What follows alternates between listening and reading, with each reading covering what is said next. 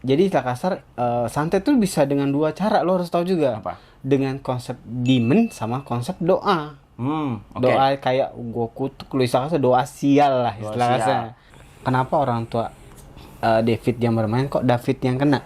Iya. Nah, balik lagi.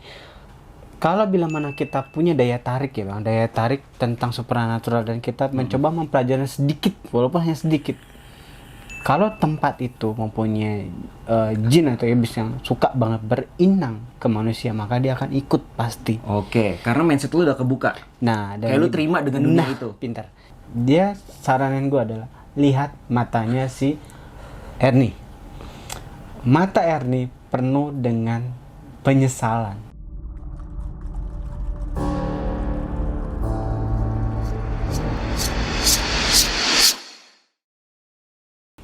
Halo semuanya, selamat malam, selamat datang di Bobokul TV.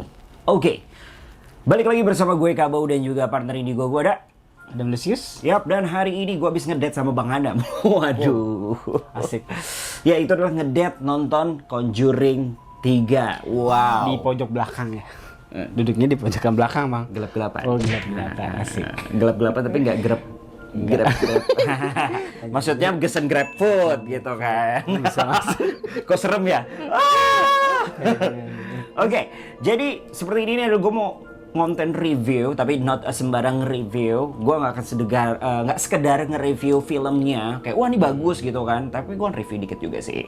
Tapi lebih kayak gue mau nge-review dalam artian gimana sih sudut pandang dari seorang supernaturalis ya kan, terutama Bang Adam yang memang lebih dan melabelkan dirinya adalah seorang demonologis, melihat sebuah film yang memang mengandung unsur-unsur demon gitu lah istilahnya bang, ya kan. Gimana sudut pandang dari Bang Adam sendiri, mungkinkah dari jenis konsepnya ya kan, konsep penyembahannya, ataupun mungkin dari ilmu-ilmunya yang dipakai, ataupun mungkin kita bisa tahu jenis-jenis demonnya seperti apa gitu kan. Intinya lebih gitu sih, kita kan ngulik Conjuring 3 ini ya kan. Sebenarnya sih seru juga ya ngulik Conjuring 1, Conjuring 2, Annabelle, Falak gitu kan. Falak ada apa enggak, tapi gue sering ketemu Falak bang. Tukang palak. Iya.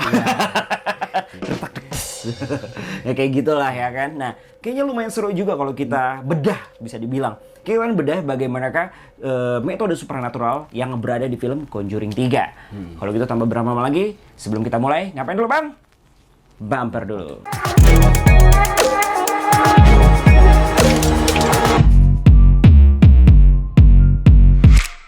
Oke, yap, tapi sebelum itu gue mau disclaimer dulu sebelumnya lebih awal. Nanti akan ada unsur-unsur yang namanya itu adalah spoiler alert ya. Jadi mungkin buat kalian yang belum nonton, ya kalau bisa sih jangan nonton full lah gitu kan. Karena gue akan ngebahas filmnya mungkin nanti di agak-agak akhir season jauh amat. Maksudnya akhir-akhir video. Tapi balik lagi buat kalian yang udah nonton ya silahkan juga nggak apa-apa. Ataupun yang kalian belum nonton tapi mau tahu dulu ya silahkan juga. Balik lagi, keputusan dari tangan kalian. Tapi aku udah ngasih tahu ya, this is spoiler alert. Oke? Sip, kalau gitu langsung aja kita mulai. Tapi sebelum kita mulai juga aku pengen kasih tahu dulu nih untuk dari basic ceritanya dulu. Jadi kalau untuk Conjuring 3 ini ceritanya masih tetap dengan sepasang kekasih yang sangat luar biasa, yaitu adalah Edward dan juga Lorraine ya kan, dari Warren. Nah ya sebenarnya sih Warren lebih ke Lorraine-nya ya pasti Warren couple lah, orang-orang lebih tahu ini.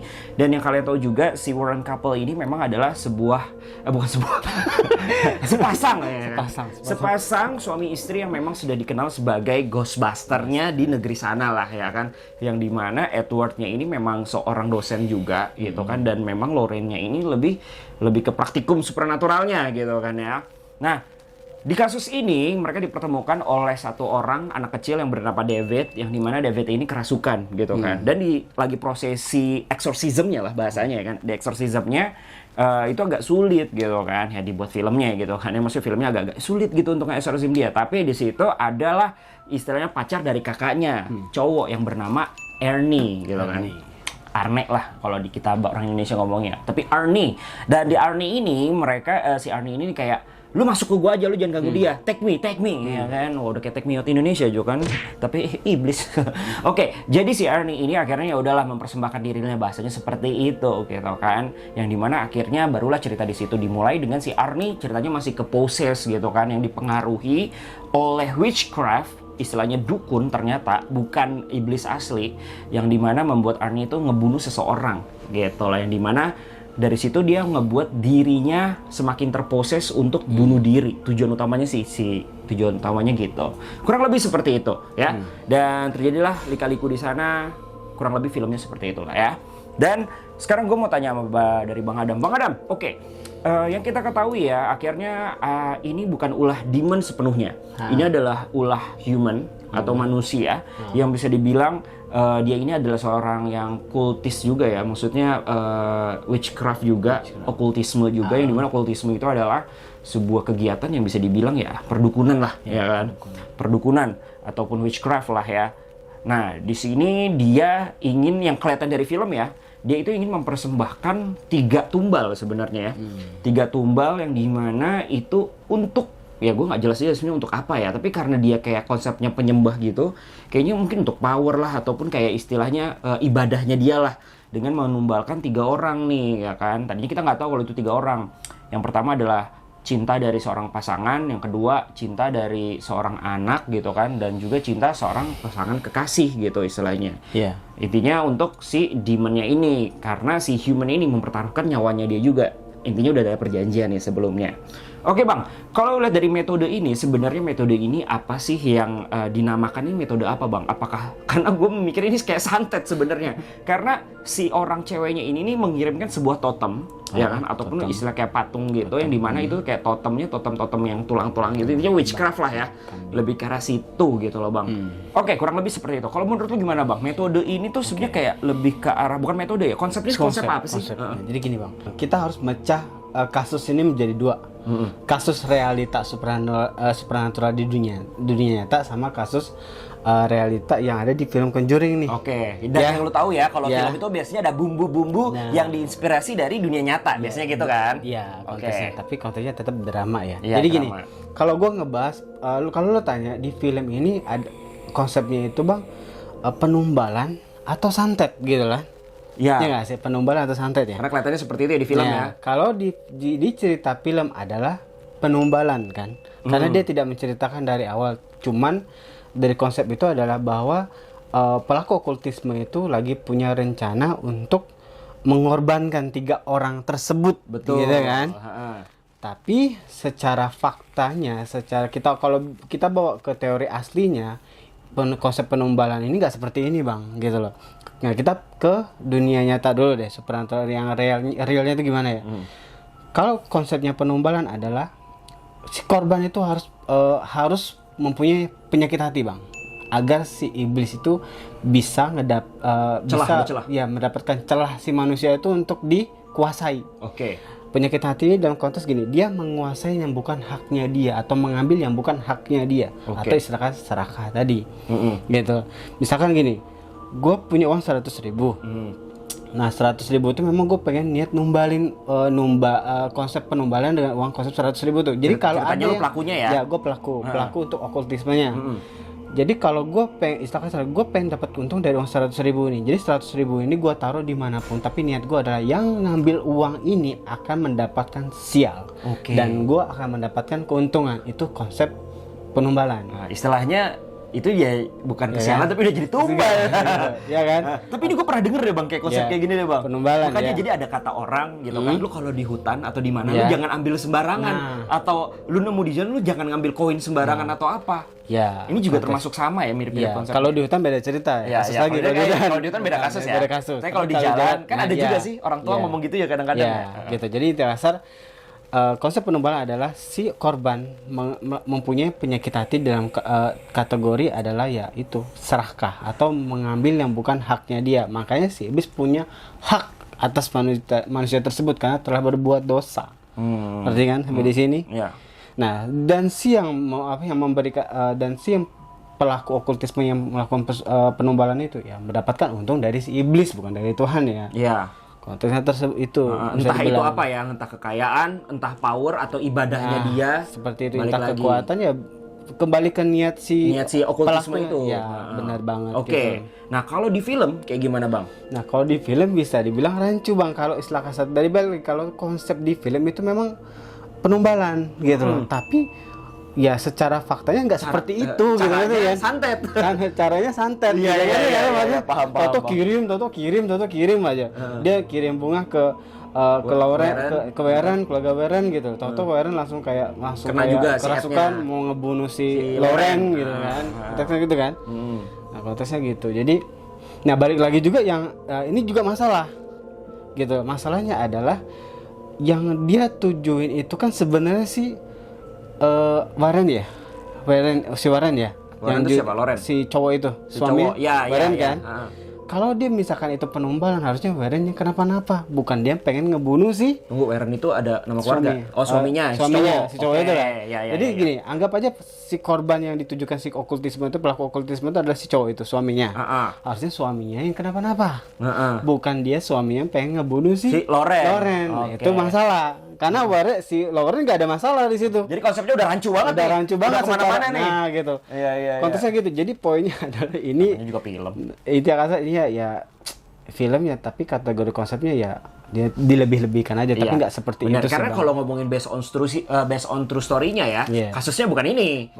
Kasusnya bukan ini. Kalian bisa carilah di YouTube atau Google, ada wawancaranya si Warren, pasangan Warren ini nih, keluarga Warren ini nih emang menceritakan kasus si David ini sebelumnya gitu. Oke, tapi balik lagi, mungkin sempat yang gua ngobrol sama Bang Adam, kalau ini bukan bisa bilang santet, kenapa bukan santet? Mungkin metodenya caranya santet, tapi kan santet itu biasanya ada terikatan hubungan sebelumnya antara si pelaku dan si korban biasanya gitu. Kalau santet ya. Ya kalau santet ya, entah sakit hati, tapi di film itu tidak ada kayak menceritakan ada hubungan si pelaku dengan si korban atau target, ya nggak sih? Ya jadi emang rancu. Namanya juga film. Namanya kesantet kan berarti si pelaku sakit hati, Bang. Iya betul, kan? betul. Jadi secara kasar santet tuh bisa dengan dua cara, lo harus tahu juga. Apa? Dengan konsep demon sama konsep doa. Doa kayak gue kutuk, lu istilah kasar doa sial lah istilah kasar. Nah itu gue nggak dapet itu. Tapi kalau gitu kutuk itu lebih ke orang-orang yang memang mempelajari negatif kan? Ya negatif konteksnya. Ya oke, I see. Nah pertanyaan gue selanjutnya gini Pak, udahlah itu soal metode udah tahu lah ya, udah fix lah ya. Ini nggak segininya gitu loh, nggak sesuai. Kenyataannya tidak seperti itu gitu kan ya. Bukan kenyataan based on story-nya, tapi dalam dunia lapangan tidak seperti itu ya. Nah oke, kita ngomongin soal demonnya nih Bang, ya kan? Kita ngomongin soal demonnya. Nah demonnya di sini nih tidak kelihatan ya, bisa dibilang ya. Ada sih, tapi kayak lebih ke zombie gitu nggak sih sebenarnya? Tadi ya lebih ke mayat-mayat doang, bukan berbentuk demon yang kayak di film-film sebelumnya gitu kan ya.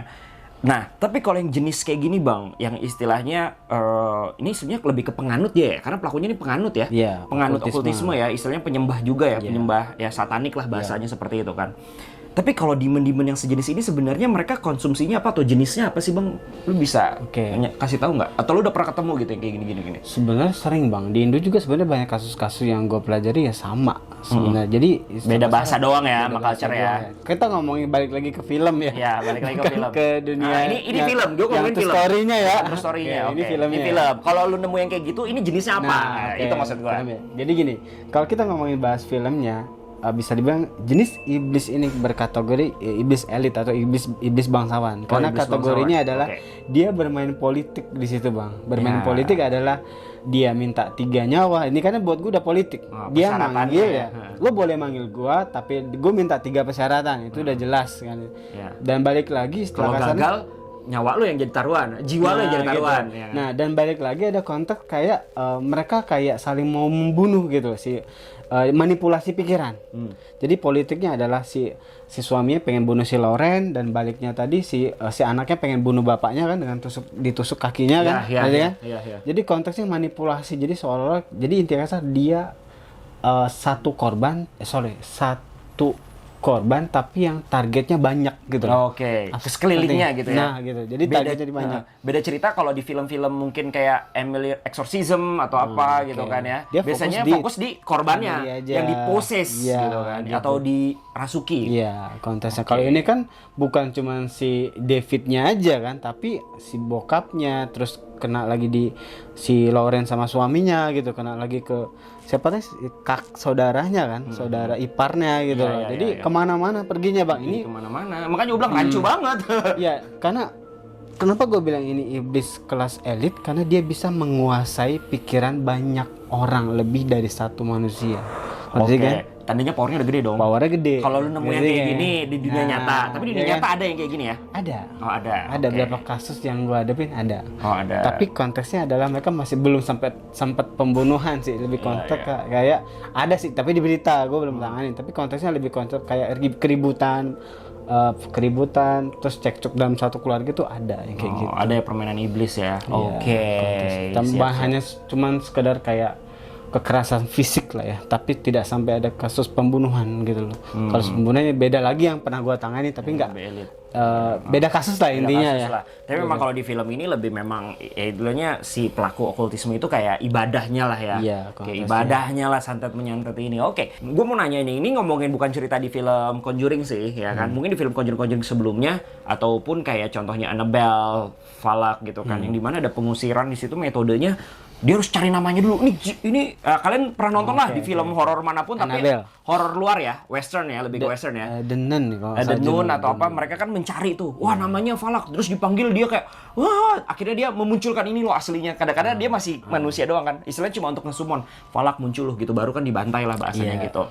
Aslinya begitu nggak sih bang? Kita harus tahu namanya dulu gitu. Nah jadi banyak budaya yang kita nggak bisa bilang enggak atau iya ya bang. Jadi ada budaya masing-masing memang ada konsep pengusiran seperti itu kita hargain aja gitu loh. Tapi kalau buat gua pribadi ya nggak harus nyebutin nama juga gitu loh bang. Iya. Jadi intinya memang ada metode-metode seperti itu ada gitu. Tapi buat gua pribadi gua nggak berfokus sama nama. Nah sekarang gini, ibarat kalau kita nggak tahu namanya tapi kita tersakitin tapi kita pengen melindungi diri. Kalau bayangin aja deh, kita nggak tahu namanya terus gimana kita melindungi diri? Apakah sesulit itukah meminta pertolongan Tuhan? Gitu. Biasanya gue baca ayat kursi bang. Ternyata jinnya lebih jago ayat kursinya. Balik lagi nggak ada namanya kan di ayat kursi, lo bayangin nggak? Kita nggak tahu di ayat kursi nggak ada namanya. Iya. Kebayang nggak lo apa yang terjadi?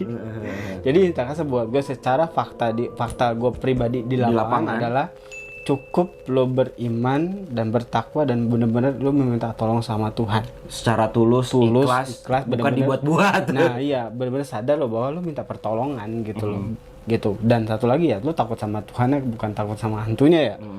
Konteksnya kayak gitu. Jadi soal nama buat gua tidak terlalu penting. Tidak terlalu mengikat, balik lagi tergantung ya kamu belajarnya di mana. Ya, benar itu benar. Tinggal belajar di mana itu benar. Iya, benar sih. Kalau belajar di Amerika ya mungkin pocong namanya apa ya? White jam-jam. White jam-jam. Aduh, ya kan. Kayak gitu. Jadi sama buat pribadi gua bisa dibilang nggak menggunakan nama sih bang, tapi memang beberapa budaya memang menggunakan nama gitu loh. Jadi balik ke masing-masing individu secara praktisinya di lapangan gimana gitu paling gitu sih. Oke, siap. Nah sekarang mungkin itulah ya, secara kalau kita bedah dari supernaturalnya udah cukup kali ya dari kegiatan yang di sana ya. Tapi bang mungkin kalau yang lu lihat nih, gue mau nanya. Ini nggak terlepas dari Conjuring 3 juga ya, terlepas dari film-film horror western dan lainnya, dan Indonesia pun juga mengikuti juga sih yang gue lihat ya. Ketika lu diposes, dalam artian ketika lu dirasuki nih sama demon ya kan. Kalau jin kalian udah sering lihat lah di konten YouTube manapun juga ada banyak jadi mediator, jadi apa ya kan. Tapi kalau yang punya gini aing sia. Aing macan. Kayak gitu ya. Iya. Nah, yang namanya pengubahan suara itu udah sering lah ya, jin aja bisa. Nah, pertanyaan gua nih, kalau demon apakah memang seheboh itu, Bang? Wah, angin di mana-mana, fu gitu kan. Terus lu melayang padahal badan seberat ini. Terus ada fenomena poltergeist ya. Poltergeist itu apa sih, Kak? Poltergeist itu adalah sebuah fenomena di mana benda-benda melayang tanpa ada sebabnya. Maksudnya entah angin, entah apa gitu. Maksudnya kayak gini tiba-tiba melayang aja, tapi that's poltergeist namanya.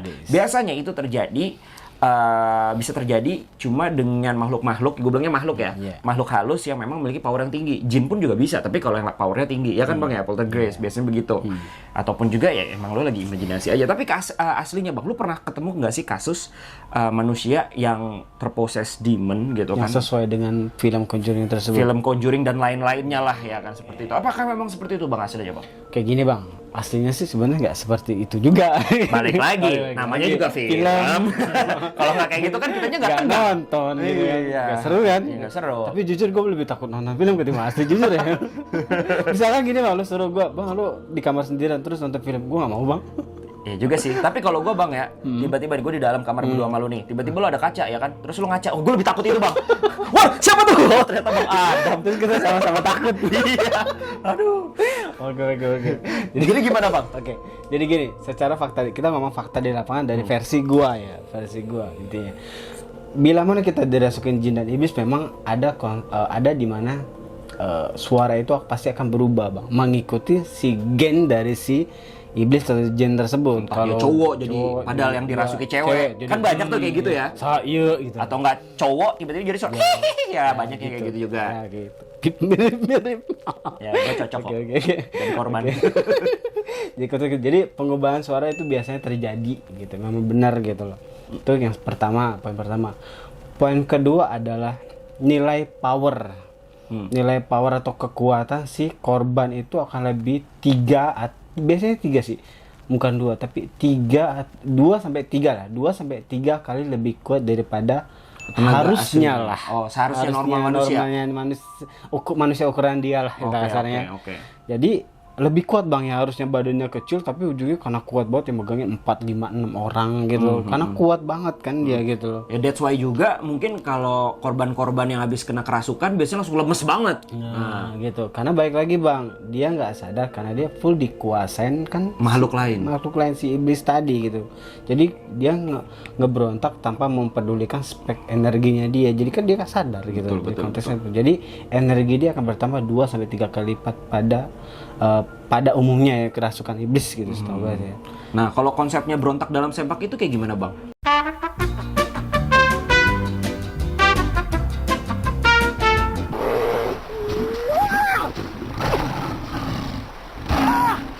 Oke.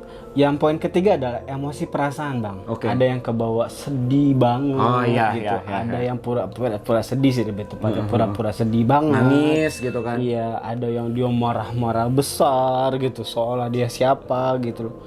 Konteksnya gitu. Dan Demon pun juga ada yang nangis-nangis gitu juga bang? Iya manipulasi. Manipulasi. Gitu, biasa gitu manipulasi. Dia kan memang jago gitu. Dan konteksnya itu adalah dia juga mengupat secara nggak langsung dari emosi perasaan dia itu, dia mengupat atau ngomong kasar yang kasar yang bukan dia banget. Iya biasanya itu kayak intinya tinggal ada rem lah bang. Bukan si korban banget lah bahasanya gitu kan. Gitu. Terus yang poin keempat kadang meludah, menendang. Melukai nggak sih? Bisa. Ada yang melukai, sempat ada yang melukai. Misalnya saya yang melukai dengan konsep kayak nyakar kan melukain ya bang ya. Nyakar. Tapi kalau kayak gerak-gerakan yang kayak patah kayak orang sirkus gitu nggak ada sendinya tuh ada nggak pernah lu nemuin kasus kayak gitu bang? Karena kan kadang nih ya kalau orang kesurupan nih biasanya tuh kalau orang zaman dulu langsung nyiapin sendok. Kenapa? Takut dia gigit lidahnya sendiri. Kadang-kadang ada yang kayak gitu bang. Oke, konteksnya gini, kalau dia melikuk seolah mematahkan tulang itu bohong bang. Tapi kalau dia berguling-guling menyakitin di hati diri dia sendiri itu iya. Berguling-guling kalau nggak betul ke tembok gitu atau itu gimana? Ada. Itu level demon tuh kayak gitu bang. Itu level demon biasanya dan nggak terjadi sekali 2 kali, biasanya udah sering kerasukan kalau udah kayak gitu mah. Oke, siap. Jadi ya ini kan emang kasusnya kerasukan sih yang gue tanya. Konteksnya gitu kan. Jadi intinya adalah kekerasan bisa ke diri sendiri dan ke orang lain tuh bisa gitu loh. Oke. Nah, yang kelima adalah Poltergeist. poltergeist. Nah, itu memang bisa bang, tapi nggak semelayang-melayang begitu banget. Tapi jarang banget kasus ini terjadi. Oh. Kita harus lihat level si demon tadi atau iblis. Biasanya yang bisa kayak gitu demon yang udah level apa bang? Di atas bangsawan. Di atas bangsawan. Ya, itu udah apa? Menteri dong. Ya. Balik lagi guys ya, mungkin kalian belum tahu bukan di dunia kita doang yang ada parlemennya. Ya, di sana juga ada gitu. Oh jadi di atas bangsawan. Di atas bangsawan dan jarang banget ada di perkotaan, selalu ada di pedalaman, baik hutan maupun laut. Oke. Biasanya gue cari informasi ya, berdasarkan penelitian gue tuh jarang banget di perkotaan. Kecuali dia lagi ada bisnis.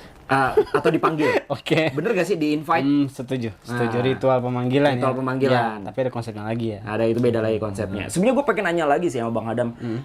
Lebih ke arah Bang Adam, gimana sih metode-metode si demon itu tuh bisa yang namanya mungkin ya berawal dari merasuki dulu atau apa, karena kalau di film-film kan awal-awal tuh cuma kayak transfer dulu tuh, kayak kan biasanya gitu kan, dimimpiin dulu biasanya. Fase-fasenya dia akhirnya bisa masuk kerasukan, tapi kayaknya bakal panjang. Kita jadi next konten aja kan ya. Next konten aja nanti gua akan cerita, tapi kan kita masih dalam film. Nah, kita balik lagi nih ke filmnya nih. Ini agak-agak rancu karena gua tadinya mau ngebuat konten lebih karena based on true story-nya juga nih, Bang. Nah, gua langsung ke based on true story-nya aja. Nih, gua baca based on true story-nya di Google. Nonton Warren-nya sendiri gitu kan, ini rancu banget sebenarnya, Bang. Masih gue nontonnya pun juga walaupun bahasa Inggris gitu kan, ya I know ya kan, but ya nggak jago-jago banget bahasa Inggris, tapi gue masih ngerti lah apa yang diomongin, tapi gue juga nggak paham. Jadi sebenarnya gimana nih, karena kalau kalian cari di Google sebenarnya si keluarga dari si David itu pun juga menuduh bahwa si Warren ini nih cuma memanfaatkan ceritanya dia aja untuk mendapatkan exposure, bahasanya kayak gitu, ketenaran dan juga uang gitu kan. Itu yang gue baca ya kan di Google dan lain-lain. Tapi ya dari mereka sendiri pun ya si Warrennya sendiri juga tidak menganggap bahwa mereka masih baik-baik aja sama si dua pasangan ini, si Debbie dan juga si Arnie, ya kan. Nah, tiba-tiba ada something wrong nih, Bang Adam nih, ya kan. Pas lagi nonton di kredit title terakhir muncullah itu kan yang namanya foto-fotonya dari pemeran, bukan pemeran ya, istilahnya based on true story-nya. Plus juga yang namanya rekaman terakhirnya. Bukan rekaman terakhir, rekaman pas David di exorcism. Nah, kita balik dulu atau kita mulai dulu ke ini dulu deh, ke based on true story-nya. Jadi based on true story-nya, kejadian ini itu adalah dikarenakan bahwa si David ini nih punya yang namanya ibu dan juga punya adik nih, ya kan? Nih, ini si Lauren sendiri nih yang bilang nih. Nah, Lauren sendiri bilang kenapa sih David yang kena gitu kan? Karena si Debbie ini dan juga ibunya tuh pemain witchcraft juga lah, okultis, kayaknya lebih ke pemain atau gue juga nggak ngerti sih dia sebenarnya mengarahkan kemana ya? Mungkin tertarik kali ya. Nah, melakukan perjalanan ke daerah pegunungan lah yang bersalju lah, snow or something, ketemu orang-orang yang memang pemain okultisme juga gitu kan. Nah, singkat cerita entah kenapa si Lauren bilang intinya juga nggak jelas ya. Gue juga bingung nih, nggak jelas gitu kan. Intinya si Lauren bilang si Debbie lagi cari rumah ya kan. Di situ lah si David lagi ya seperti di film main-main ketemulah dengan sosok iblis, tapi iblisnya ini dia seperti beast yang dimana kayak orang udah tua gitu ya kan, old man, pakai baju kotak-kotak gitu, tapi kakinya adalah kaki rusa gitu. Itu manifestasi yang dilihat pertama kali oleh si David, Bang. Ini kita kan ngomongin based on true story-nya ya. Disitulah akhirnya mulailah exorcism itu dimulai ya kan. Dalam artian bukan exorcism, possess-nya itu tuh dimulai dari gangguan-gangguan ya kan, baru mulai masuk dan akhirnya di-exorcism oleh si Warren family ini gitu. Tapi punya usut. Nah, ini dia nih, dari cerita utamanya kan Arnie-nya nih yang menjadi salah satu pengalihan korban karena si David udah kelar, larinya ke Arnie. Dan di based on true story-nya pun juga seperti itu, Bang. Yang dimana si Arnie ini nih ngebunuh landlord-nya sendiri. Kalau di based on truth-nya landlord-nya sini namanya Bono gitu kan. Nah, si Bono ini dibunuh ya kan, yang dimana dibunuhnya itu kalau dalam kepolisian sendiri dan kesaksian dari si Debbie sendiri memang ada pertikaian sebelumnya dari Bono dan juga si Arnie ini atau pacarnya dari si Debbie ini. Disitulah akhirnya si Arnie ngebunuh sebanyak 22 kali tusukan kepada Bono gitu. Dan di situ Bang Adam tiba-tiba belum tahu tuh based on true story-nya ya. Tapi pas lagi nonton film itu, Bang Adam ngelihat Arnie ini kok gimana, Bang? Lo jelasin sendiri lah. Oke, gini. Balik ke kasus ke David dulu kali ya. Kalau lo tanya hubungan antara kenapa orang tua David yang bermain kok David yang kena. Iya. Nah, balik lagi. Kalau bila mana kita punya daya tarik ya Bang, daya tarik tentang supernatural dan kita mencoba mempelajari sedikit, walaupun hanya sedikit. Kalau tempat itu mempunyai jin atau iblis yang suka banget berinang ke manusia, maka dia akan ikut pasti. Oke, karena mindset lu udah kebuka. Nah, kayak lu terima dengan dunia itu. Pintar. Kita asal. Jadi konteksnya dia pasti ngikutin lu, Bang. Dan ternyata pas ngikut itu dia malah nemu sasaran yang paling empuknya. Nah, yaitu si David. Nah, karena balik sasaran empuknya adalah karena David masih kecil. Nah, dan konteksnya pun dari kondisi David memang lemah mental, lemah orangnya, bukan orang pemberani lah istilahnya, bukan strong. Lemah, iya. Kita ngomongin mentalnya ya. Ngomongin mental. Makanan banget lah bahasanya ya di gitu. ya. Nah, konteksnya ya ini pas banget makanannya seperti yang lo bilang tadi, Bang, gitu loh. Jadi akhirnya yang jadi korban di sini bukan kedua orang, bukan ibunya, bukan kakaknya ya. tapi malah Si adiknya yang dulu, adiknya si Debbie atau anaknya si orang tuanya Debbie itu. Oke. Jadi Nah, ujungnya kan dia berkategori gangguan jin atau gangguan iblis. iblis. Gitu. Dan Kalau emang lu lihat story ini- asli gangguan jin. Kalau lu denger suara tape-nya itu Bang, itu emang iblis Bang apa jin levelnya? Itu kategori bisa dibilang masih jin sih bang. Masih jin ya? Jin. Kalau di Indonesia jin ya? Masih Kan jin. kalau di sana kan semuanya demon Bang. Iya, karena kan kategori gini sih bang, gue nggak merasakan penyebar luasan energi yang apa ya, yang terlalu besar kemana-mana gitu loh. Intinya tekanannya bukan tekanan iblis lah. Nah, maksudnya tekanan hanya tekanan yang misal kasar ya, gue gangguan loh, bukan kayak kelicikan yang dimana-mana tuh pengen menghancurkan satu keluarga itu. Karena basicnya demon itu emang licik. Ya biasanya dia tidak menghancurkan satu orang aja, tapi satu keluarga itu biasanya demon, setahu gue ya. Oke, siap. Biasanya takarannya itu lebih besar. Lebih besar. Sama kayak kasus yang pernah kita kulik Bang. Nah. Yang katanya anak kecil yang direndam sama bapaknya sini karena dibilang ini inkarnasi dari genderuwo. Itu bener banget. Ya, adalah di konten-konten kita sebelumnya. Itu kan sebenarnya korbannya akhirnya malah 4 orang itu kan, si dukun, asisten dukun sama kedua Penjara orang tuanya. semua kan? Penjara semua ya kan. Misi sukses, mereka udah melakukan kejahatan. That's iblis, demon. Oke, balik lagi ke cerita. Based on true story-nya nih. Iya. Arni, kenapa lu melihat keanehan di Arni ini, Bang? Kayak gini, kalau menurut secara true story-nya secara Edward ya, dan kalau keluarganya nggak bicara seperti itu, tapi lebih konteks dari true story dari Apa sudut pandang Warren? Edward ya. Dia bilang itu kerasukan kan, maksudnya pembunuhan itu terjadi berdasarkan kerasukan. Pembunuhan yang dilakukan Arni oleh Bono ya. Bono ya, adalah sebuah kerasukan. Oke. Tapi gue lihat di sini ini bukan kategori kerasukan bang. Tapi karena gue ngerasa masih menemukan, gue baca memori si Arni ya. Satu, gue masih mendapatkan sisi merasa bersalah di Arni. Nah balik lagi, kalau kita kerasukan berarti kita nggak sadar dong kan kerasukan. Lo boleh tanya semua orang yang kerasukan, tanya lu bisa ngapain, pasti nggak tahu. iya. Dia kerasukan gitu loh, dia nggak tahu. Tapi kita bisa melihat sisi dimana Ernie punya merasa bersalah, berarti Ernie sadar.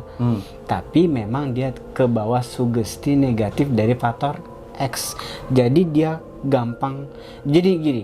Jadi konteksnya adalah dia melakukan tindakan tersebut berdasarkan juga ada faktor X atau faktor bisikan tadi, Bang. Oh, jadi gitu. intinya Bukan kerasukan ya.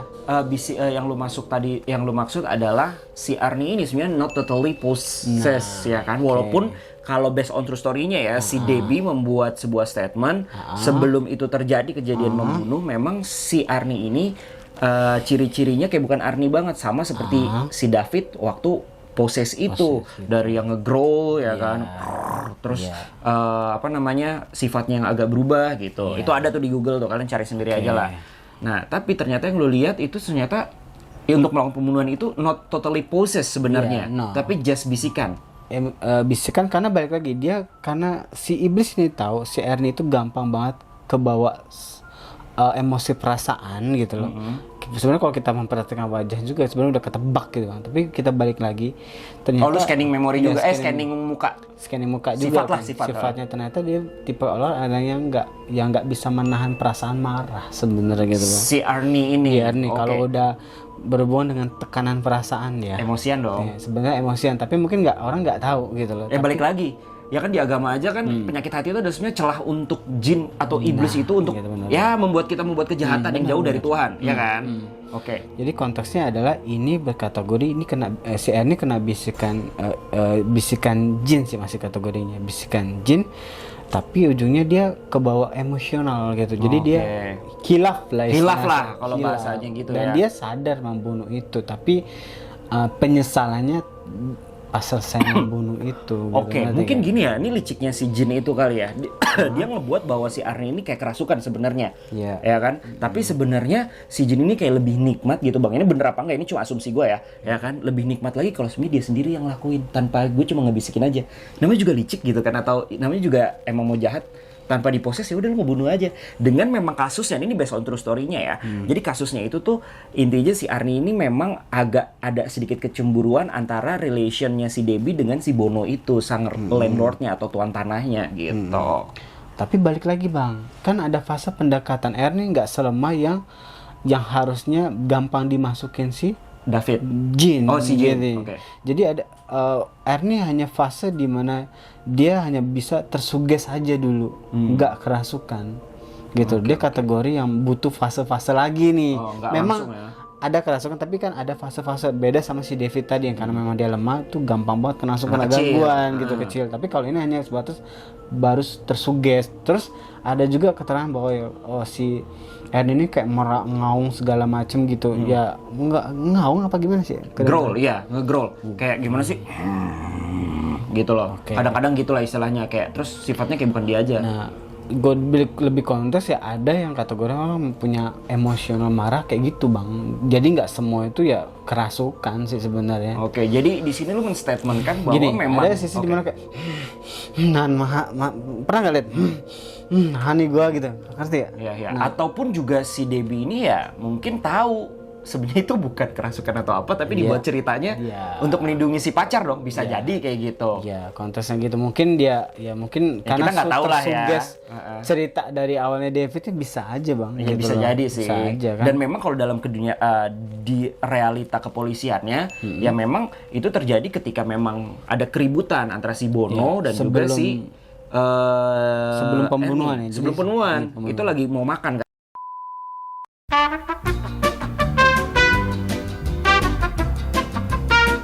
Oke, tadi agak kepotong sedikit ya, ternyata ya baterainya habis.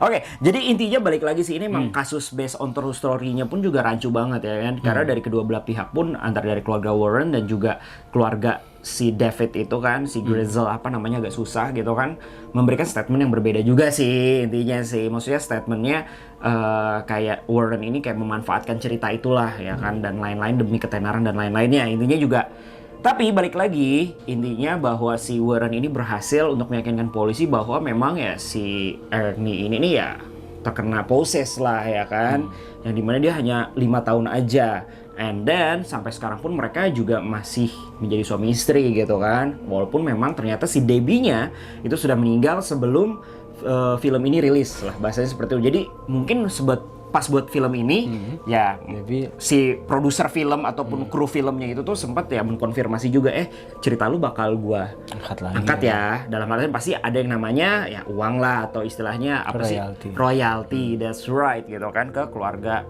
si itulah pokoknya. Karena emang kalau nggak salah sempat dijadiin buku juga ya sama pihak lain ya kan di tahun 2006-2007 juga, yang memang lebih ke sudut pandangnya, lebih sudut pandang bukan Warren ya, tapi lebih sudut pandang lebih ke suara apa itu?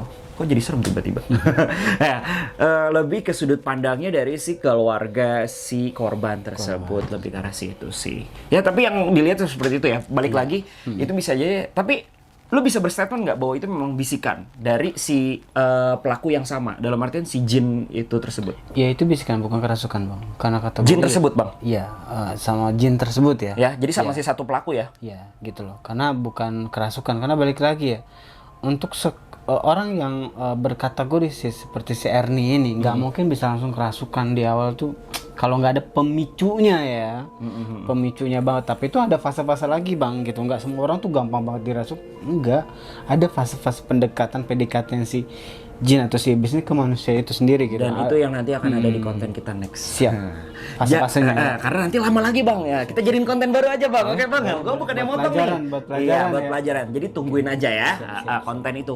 Fase-fase dirasuki oleh jin atau iblis. Apalagi iblis deh, karena Bang Adam lebih demonologis gitu kan. Tapi kalau ngomongin demon bang, di Indonesia kasus sendiri ini jarang banget orang ngomongnya iblis. Lebih ke arah ketemunya jin kelas atas, jin apa gitu kan rata-rata. Wah. Oke. Tapi emang sebenarnya di Indonesia ini demon itu ada nggak sih? Iblis itu ada nggak sih? Lebih banyak ketimbang jin kelas atas apa demon sendiri? Lebih banyak sebenarnya kalau kategori banyakan kasus ya kasus jin, karena balik lagi ya.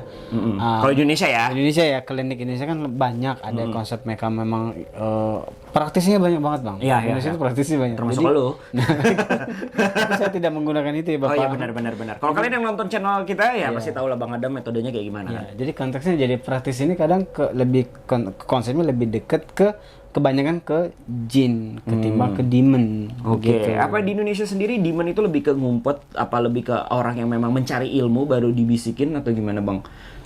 Ya balik lagi Kasus-kasus yang lu lihat ya? kebanyakan kasus demon tuh kasus yang dipanggil sih.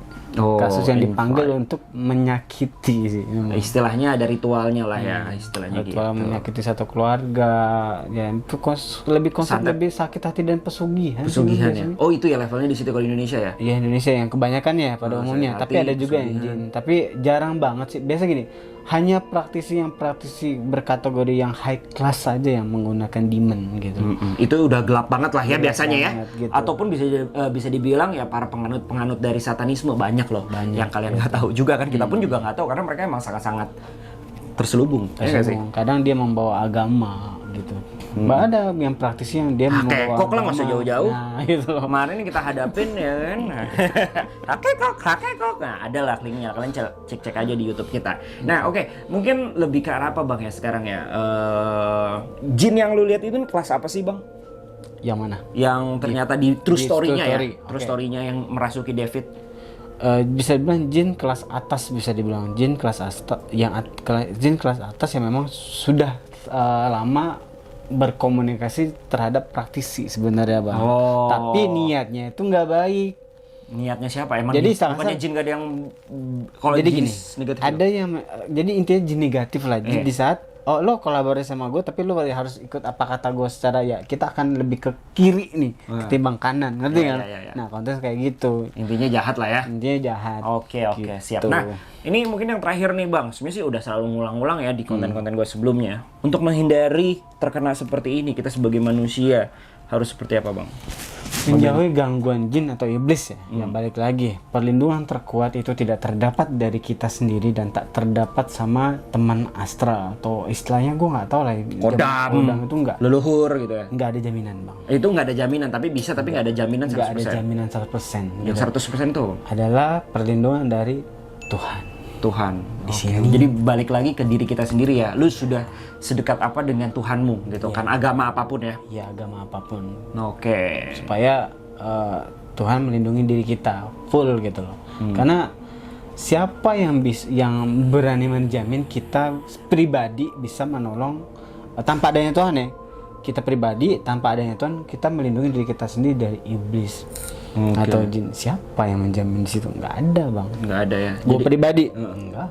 Bullshit. Bullshit, ditambah lagi gue nolongin banyak orang ya bullshit lagi kalau gue bilang gue sendiri sama tuh itu semua bantuan Tuhan lah istilahnya. Iya, oke. Jadi so that's the content ya. Balik lagi kita nggak ngundang-ngundang siapa atau gimana, walaupun tadi kita sempat ngobrol juga sama someone lah istilahnya. Tapi cerita nggak usah. Hah? Cerita aja Bang, enggak. Ya tadi Bang Adam nemuin Jadi Cheryl. gini. Jadi Baru mau closing. tambahan dikit. Dikit. Jadi sebenarnya Pak, soal true story itu kenapa gue berpikir ini adalah suges bisikan bukan kerasukan adalah gue mencoba untuk mencari jiwanya si Loren sih. Jiwanya Loren. Loren ya, bukan networknya ya. Loren ya. Pas gue dapet dan gue berkomunikasi ada 2 Dan lu memverifikasi dulu Iya, tapi kan, memverifikasi dulu. asli apa nggak? Karena banyak nih Nah, karena banyak kan manipulasi. iya bisikan Loren sama bisikan iblis tuh jadi menyampur, tapi jadi karena gua tahu metodenya jadi gua tahu nih yang mana Mana yang benar? gitu. Oke, akhirnya ketemu lah. Ya, kalau nggak nanti dikatain hoax lu Bang. Halu, dasar indidog gitu biasanya kan. Indomie. Jadi gini, di komunikasi memori itu dia menjelaskan bahwa dia saranin gua adalah lihat matanya si Ernie. Mata Ernie penuh dengan penyesalan. Mata penyesalan. Bahasa gua ya, tapi maksud dia kayak gitu. Jadi lu perhatiin mata Ernie adalah mata orang yang punya penyesalan. Penyesalan berarti telah melakukan dong. Ya. Ya enggak? Sadar dong, nyesel kan? Dan sekarang mungkin dengan penyesalan itu dia sekarang hidup dengan baik kali ya, gitu kan. Gitu ya. Kalau istilah kasar gini Bang, kalau lu nggak sadar nggak tahu, ya gimana lu menyesal? Tapi Yang ada dia bingung, Bang. tapi dia sudah terlepas ya. Udah terlepas kategorinya. Karena dia udah menang dong, udah dapat apa yang dia mau. Dia udah berhasil ngebunuh. Nah, brengseknya si jin dan iblis kayak gitu, Bang. Kalau udah dapat ya udah. Kalau udah dia pindah. dapat, terus si manusia udah buat kesalahan, terus sudah dihukum, ya sudah. Gue yang penting ini orang udah pernah gue racunin aja. Itu udah goals mereka sih. Ya udah goals mereka. Akhirnya dia cari korban Iya, baru. beda sih sama psikopat, beda cerita. Itu psikopat beda cerita. Iya, beda Karena si kasus. Ernie ini emang basicnya bukan psikopat ya.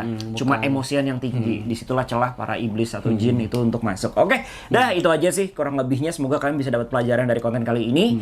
Dan balik lagi, buat kalian mungkin mau request kayak, Kabo coba dong sama Bang Adam review film ini gitu kan. Dalam artian dari segi supernaturalnya, komen aja di bawah.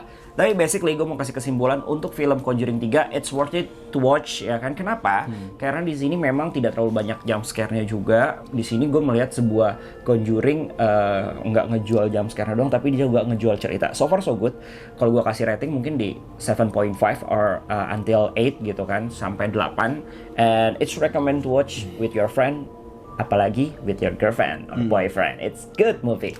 Dan itu aja dari gue. Jangan lupa untuk like, komen, juga subscribe. Dan follow Instagram gue di @bobokul. Dan juga Ada Mindy89 di dan bawah. betul. Dan sampai jumpa di konten-konten kita selanjutnya bersama teman-teman kita yang lain juga. Dalam artian mungkin nanti kita collab sama Trianomali atau yang lain-lain juga. Kita seru-seruan bareng. Balik lagi, gue mau disclaimer. Ya, tapi udah nonton juga ya, spoiler award. Lord ya.